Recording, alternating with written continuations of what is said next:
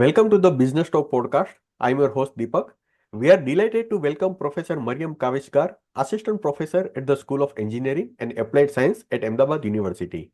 Professor Maryam earned her PhD in Gyroscopes and Navigating Systems from the Igor Sikorsky Kyiv Polytechnic Institute, also known as the National Technical University of Ukraine. With a rich educational background that spans her master's degree in Kyiv and her undergraduate studies in Iran, Professor Kavishgar brings a global perspective to her research. Her passion for cutting-edge technology shines through in her work on driverless cars, autonomous driving, active safety systems, sensors, robotics, and control theory. She has made significant contributions to the field, publishing numerous papers and sharing her insights at both national and international conferences.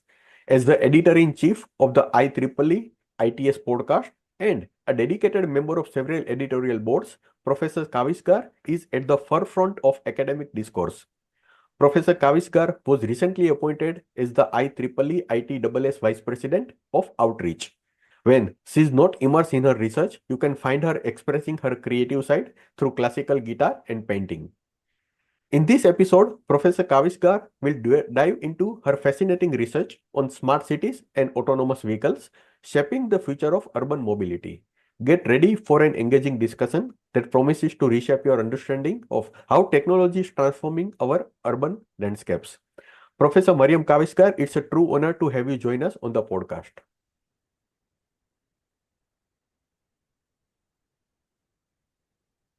Thank you so much, Deepak. Thank you for inviting me to this podcast.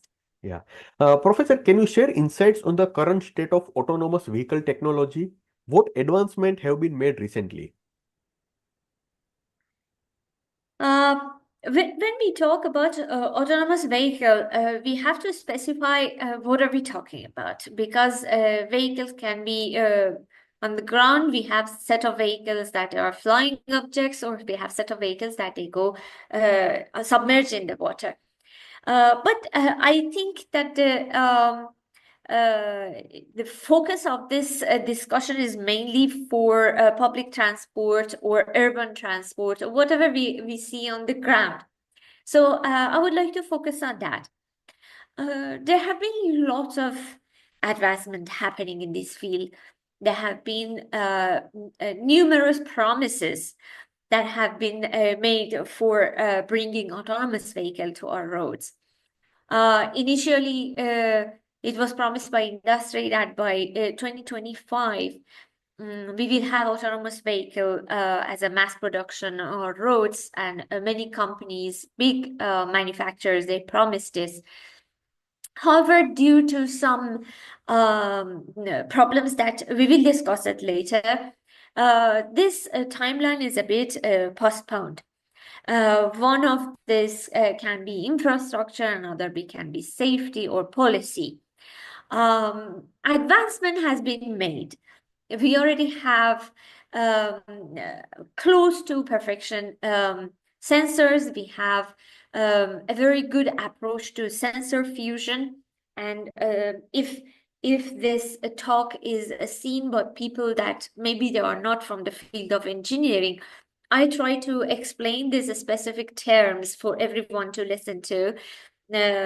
When we talk about sensor fusion, means we have different type of sensor in our system, and we fuse the information from whatever we have to get a more reliable data or understanding from the surrounding.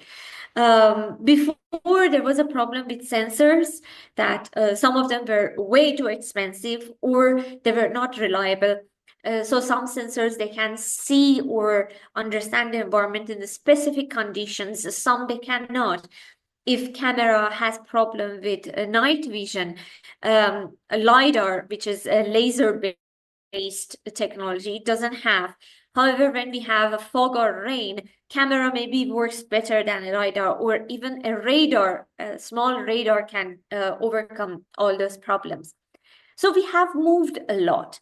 In aspect of algorithms, that how we decide in the specific situations, how we decide to choose exactly what is important for us to make a trajectory plan or the decision.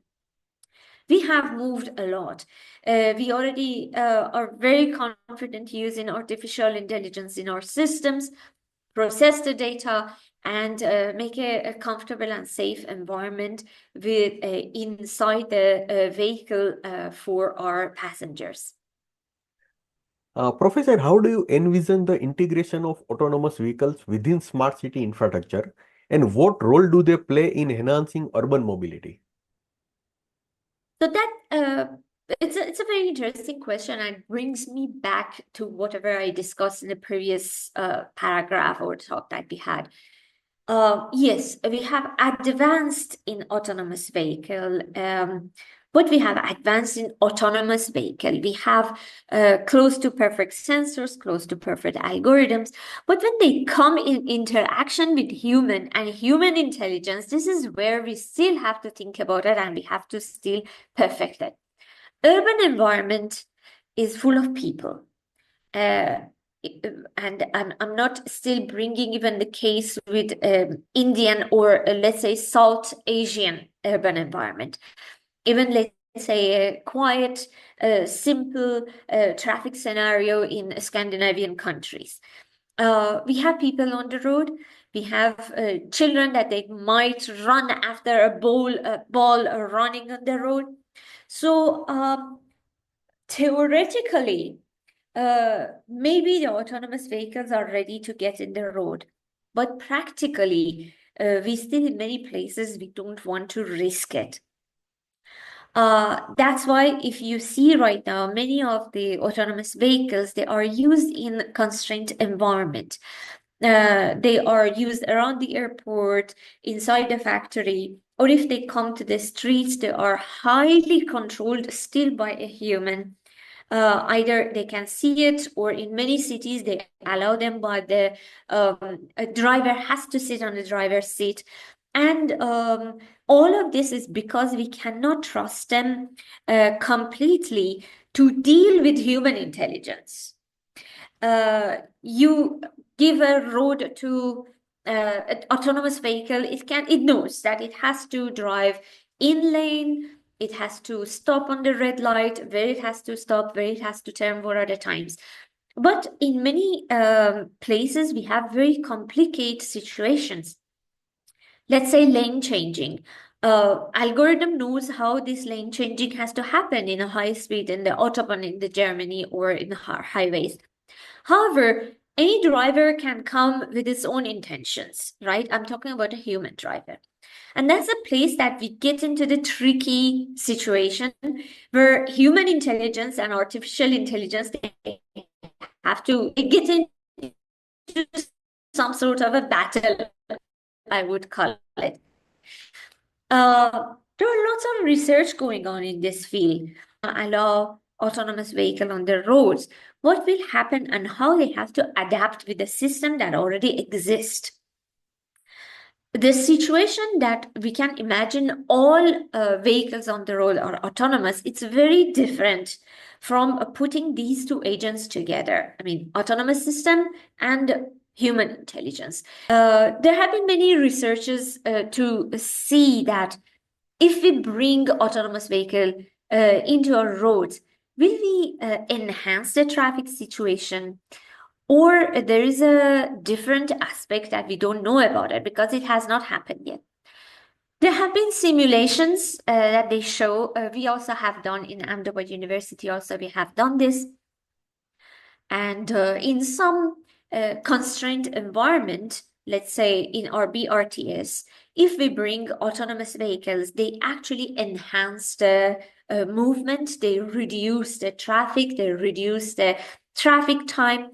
But bringing private cars as autonomous on the road can cause some problem. And it's a belief of some of the researchers that they think it might actually increase the traffic because they strictly want to follow the traffic rules and they cannot decide out of the box. So we don't know still where we are going to reach in that level to allow them to be on the road completely or not. There are many different views, as I said, on this. Will they enhance the traffic? situation from whatever it is, or they are going actually to add some problems because of their decision-making algorithm. Very insightful. Professor, what are the primary challenges that need to be addressed to achieve full autonomy in self-driving cars? As I said, technology has advanced a lot. Now we have not very expensive lidars, cameras, systems. There are startups that they want to solve their autonomous driving with a single camera. You sit, you fix your smartphone over there, and your system starts driving. Um, of course, having better sense from whatever is around us, having better connectivity with, appearance of 5G and 6G, we will have better connectivity in a smart city if we are talking in detecting the pedestrian, detecting obstacles or other agents in occlusion. You're getting close to a crossroad, you don't know who is coming from the other side. But if you have wireless communication or 5G, 6G communication, we can have connection and interaction with them. But again, we get back to whatever I said. Is it 100% done? Is infrastructure ready for this or not? And if I want to tell you, one of the main challenges that you're facing here, apart from the technological and sensor part, algorithm part, 5G, 6G part, is the human interaction here. How much we are going to accept this system. And apart from that, how our system's decision making will be close to what we do on daily basis. For the same reason, in this field, it's not just people like me or my colleagues from engineering involved. We have philosophers who are thinking about this decision making. I had a talk with a colleague, a philosopher, who works on intelligence transportation, who works on autonomous vehicles. And I was talking to him that what happens to trolley question. Trolley question is a unanswered, open-ended question. And he said, as a philosopher, I don't believe in trolley question. Every question should have an answer. And he's right, because then you are driving an old man, a child, a group of people, a bus. If you have to hit one, which one do you choose? As a human, we take the responsibility ourselves and we choose and we do it. But the next time, the next step comes the policy. My car had an accident, which you saw that it happened with Tesla and many others. Who will take the responsibility for it? Is the person who is sitting in the car? Is the person who wrote the algorithm? Is the person who made the car, or the third one, right? So there are many challenges that they need a lot of work.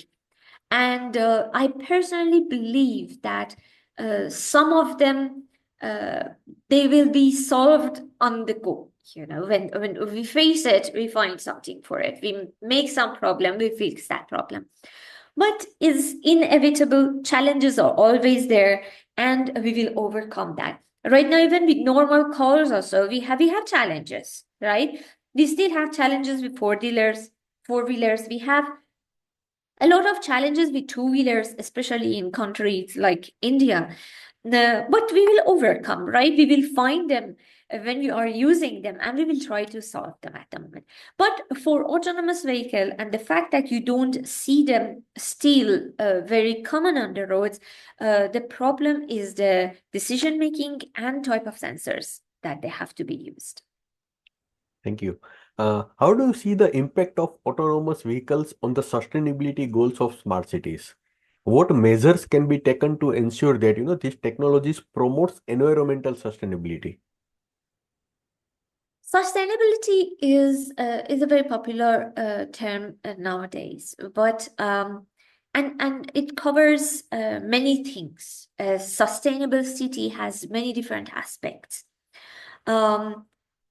I personally believe, and not because I work in this field, because I already have done research and I know what is their situation at present and what will be if we bring some level of automation into our traffic system, it will have a very big effect.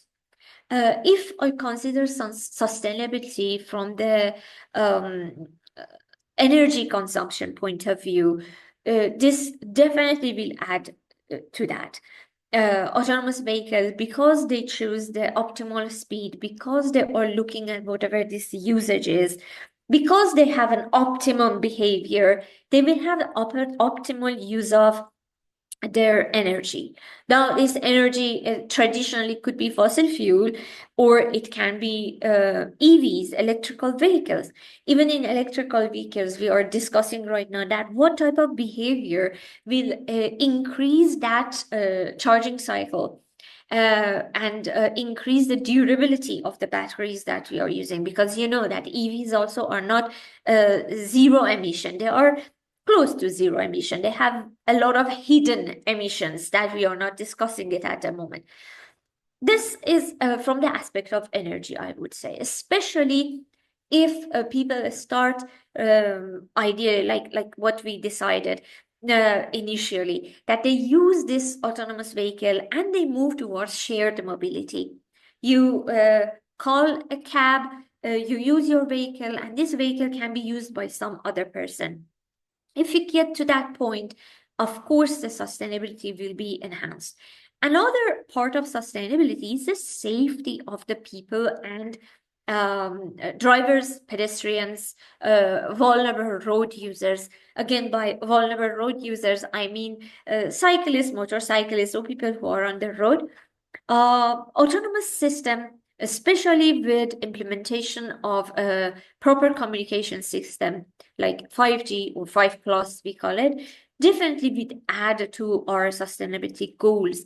The road will be safer, the emission will be less, and hopefully the traffic time, the travel time, traffic signals will be reduced, and we will have a more sustainable city if we implement autonomous system to our urban environment. Professor, what changes do you foresee in public transportation systems as autonomous vehicles become more prevalent? Will they complement existing services or replace them? The goal is that we make even the public transport even autonomous. And by public transport, we are talking about the vehicles that they carry a big group of people from one point to the other point. Of course, bringing autonomous system also can enhance the public transport. The question is that will people want to share their private vehicle or not? And again, this comes from the psychology part of the study. Many research show that people consider their vehicle as their private and their own, and they don't want to share it. So if we don't have shared mobility for small autonomous vehicles like four-wheelers, that won't add much to sustainability and better public transport. However, one of the main problems of public transport, including India, including the city that I'm working right now in, I'm working in Ahmedabad, we have BRTS, we have normal buses from municipality, we have a metro, but you see that still people want to use their private cars. What is there? One of the main problems that people face over there is first mile and last mile connectivity. There is a hope that small autonomous vehicles, like small shuttles, will solve this problem and will help to have a better usage of our public transport. So overall, I can say that the autonomous vehicle can get into this problem in different ways, either by shared mobility, that is one of the main goals of Indian government, to bring shared mobility in India, or they solve the problem of first mile and last mile connectivity. You get a metro, you get down, and now you have to travel to your house. How you want to do that? In the heat of India, in the cold of Norway and Iceland, you don't want to do it on foot. So if we provide some sort of a autonomous vehicle, you just sit, relax from there to get home and come back. It will add to our public transport system. And of course, making the public transport itself as autonomous as possible to reduce the emission, increase the battery charging cycles, and bring safety into system for pedestrian detection, other vehicle detection, and have a better movement. The same intelligence can be implemented for traffic signals to create optimum green, amber, and red for a better connection between the points of the city. Yeah. Thank you, Professor Maryam. Professor, with the increasing reliance on data for managing autonomous vehicles and smart city infrastructure, what are your thoughts on data privacy and security concerns? Yes, that is one of the problems that we all are facing. Do you remember during COVID, we had to share a lot of data, and not with the private companies. We were sharing it with government, and many people, they were not happy with this. They preferred not to go to some places because they didn't want to share their data. The same thing is happening with autonomous vehicle. When you let's go to the point that we already have an autonomous system, right? You want to call your cab, you pay with your credit card or you pay your UPI in India, you travel to some point, the operator of that system will have your data. Where you sat, where you went down, there will be cameras in the vehicle which will be continuously recording you, people who are with you. And there are some concerns from the users about this, that what will happen to our data. However, if this data is managed by companies which they sign some contracts with their user and all, till some point it will ease the problem. But I don't see a concrete solution to this.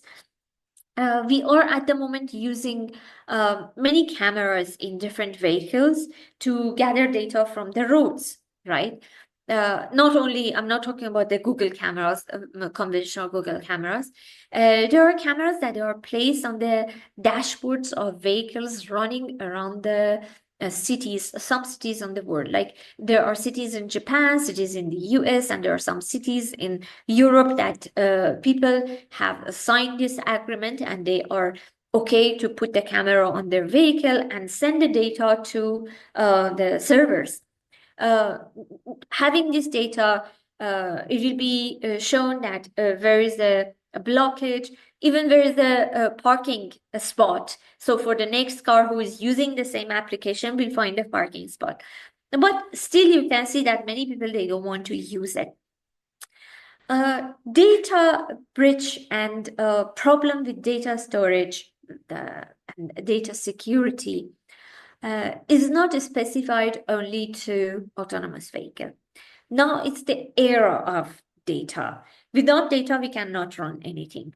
And this will come, and I think that people and a system will find a solution for it.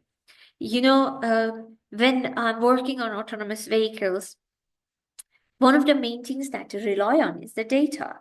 We gather data about the roads, we gather data about people's behavior, we have gigabytes and gigabytes of data recorded from the roads. One reason to see how people behave, you know, how pedestrians behave in our roads and what is the normal response of any pedestrian to vehicles. So data is gathered. In some places, the people know that this data is gathered. In some parts, they don't know. If you drive any smart vehicle right now, for example, any type of these new vehicles, they are gathering your data. They know with what speed and what road you were driving at what time of the day. And yes, there is a chance that this data will go out, but by hackers or whoever, but you cannot help it. Right now, you and me are talking. I'm sure that Zoom has all data about it.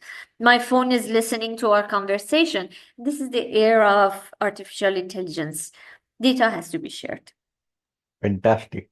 Professor, how do you pursue the landscape of autonomous vehicles differing between urban and rural environments? What unique challenges do you face each?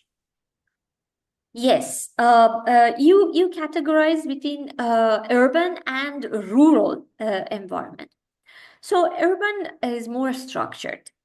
Urban has roads, it has specific signages, it has traffic signal, and the width of the road is defined for autonomous vehicle. Uh, Driving on this roads might be in some sort easier, right?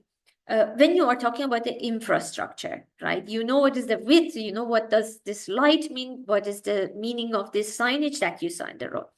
But in countryside or rural area, you don't have this. The roads are narrower, the turns are sharper. If you go to some parts, you might have a more difficulty to turn around. It might be a bit challenging for uh, a system that has been used in the urban environment. There are many different things with it. However, this discussion happened in some of my panel talks also. Um, when the technology comes, the system has to adapt to it. If autonomous vehicles start driving on the roads, then a rural area also has to be ready for it, or at least has to ask the device to give the control to a human. So these things has to happen. But again, one more thing. In rural area, you have less interaction with people, where in urban area, you might have. Anybody can come out from behind a parked car to the road and everything. So you will have more focus on your decision making in that case. When we have a lab here, and we have a small autonomous vehicle which we are working on it. For the same reason, in our track, half the lab is for urban environment and half the lab for country environment. Narrower road, more specific turns and all, which has to be ups and downs, which you are not sure exactly how you have to handle it. So autonomous vehicle has to decide about all those things also. Professor, I have last two questions for you. The first is, how important is public perception in the adoption of autonomous driving technology, and what strategies can be employed to build the trust among consumers? This is a very interesting question, Deba. As I said, so far we discussed people outside the vehicle, right? We have done extensive research on this, that what people feel outside the vehicle. I mean, what is their understanding, and what are the feelings toward the vehicle which is completely autonomous, and what is the feeling of people who want to use this vehicle. Many people, they still don't trust autonomous system, and that's valid, because as humans, we don't want to give the control unless we are sure that that thing is doing a better job. When you are sending a rocket to space, there are some points that astronauts, they prefer not to do anything and rely on the control system which takes this rocket out to the space. But on the road is different. We still think that we do a better job. You and me, I don't know about you, when I have a driver and sometimes I want him to please move aside, I drive it myself the way that I want to do it, right?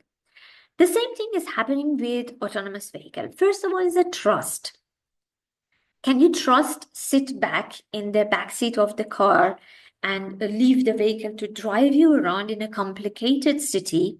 Or no, you prefer to have a control on that. Many people still, they don't trust autonomous vehicle.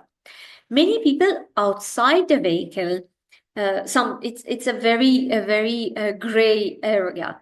Some actually, they trust the autonomous vehicle more when they see those sensors on top of that. That's how the research is going on. When they see those sensors and everything, they trust it more. Some, they prefer not to. One reason, they don't interact with the driver sitting in the car. When usually people, that was part of our research on pedestrian driver interaction. When you want to cross the road everywhere, psychologically, you look at the driver. If you be able to see the driver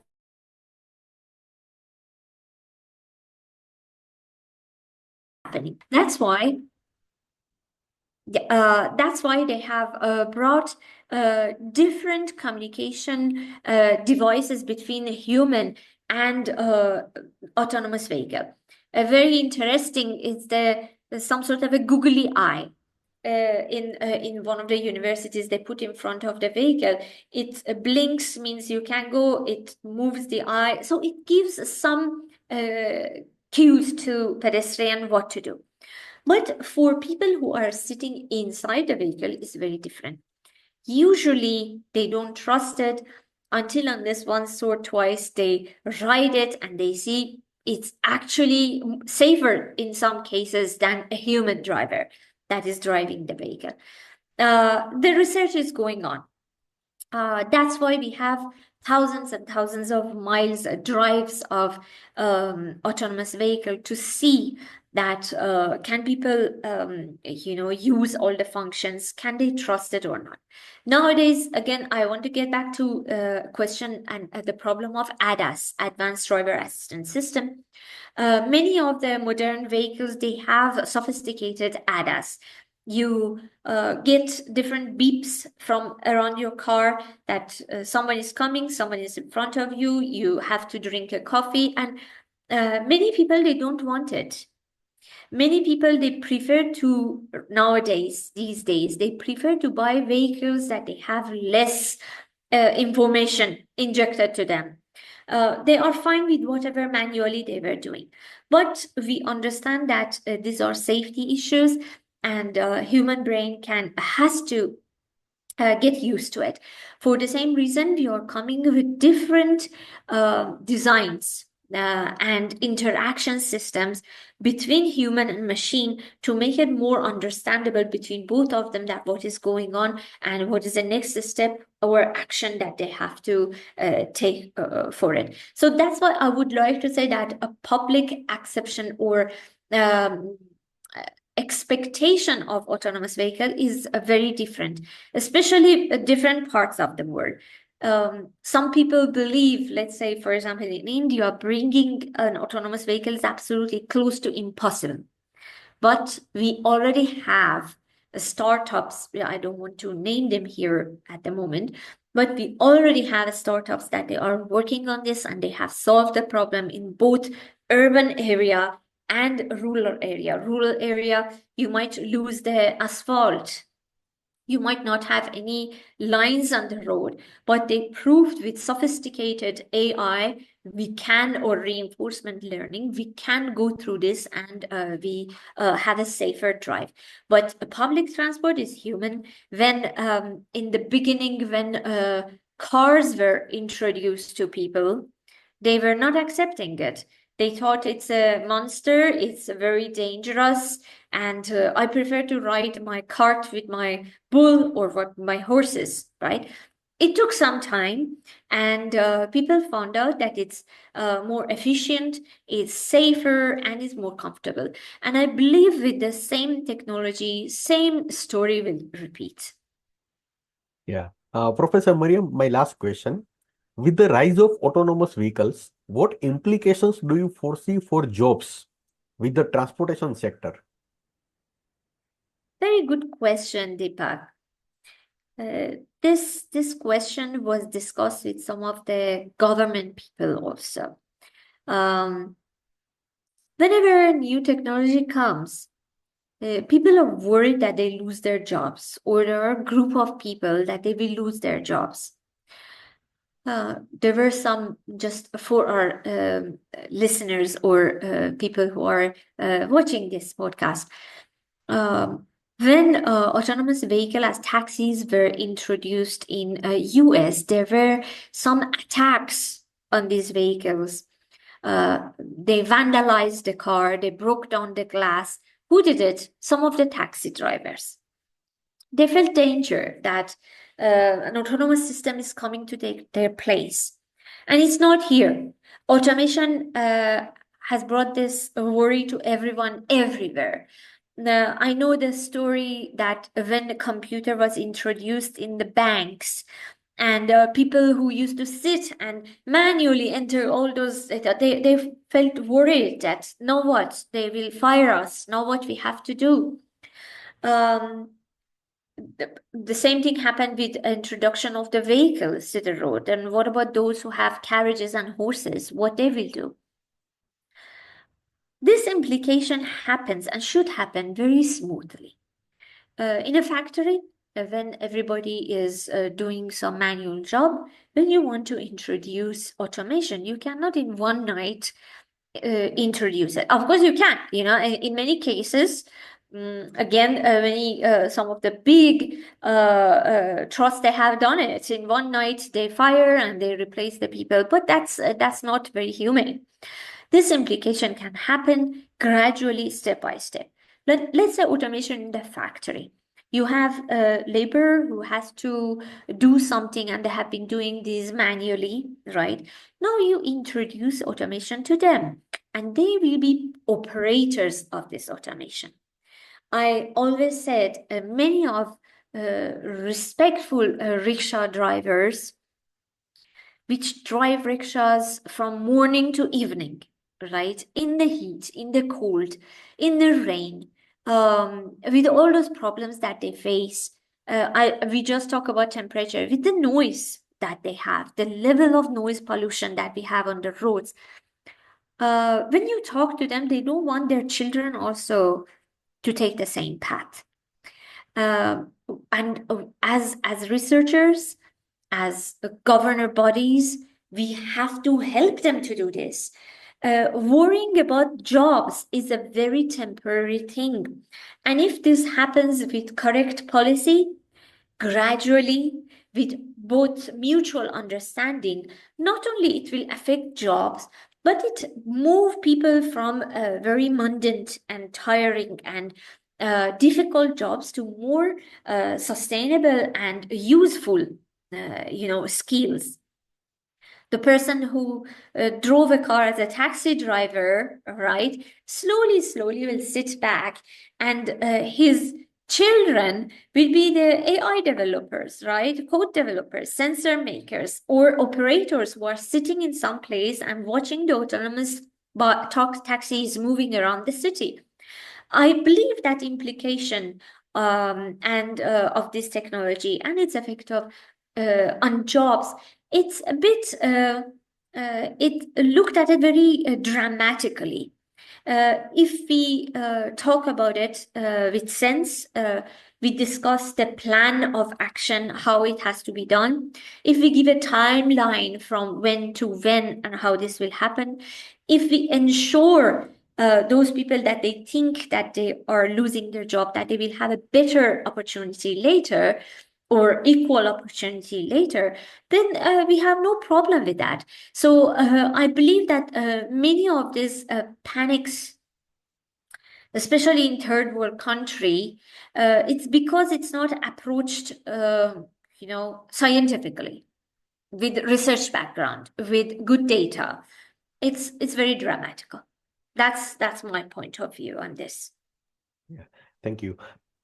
As we wrap up this insightful discussion, I would like to extend our heartfelt thanks to Professor Maryam Kaveshgar for joining us today. Her expertise and passion for autonomous vehicles, smart cities, and the future of urban mobility have truly enriched our understanding of these transformative technologies. It's been fascinating to hear about her journey from her academic roots in Iran and Kyiv to her groundbreaking contributions in this field. Thank you again, and to our listeners, we hope you enjoyed today's episode. Stay tuned for more conversations that dwell into the technology shaping our world. Thank you so much, Professor Maryam Kaveshgar, for joining us today. Thank you so much, Deepak. I really want, if there are any young people or engineers or philosophers, as I said, that are looking at this, take this path. Don't be scared. Jump into it. You will solve many problems. We need you. Sure. Thank you so much. Thank you. Thank you for having me. Have a nice day. Thank you.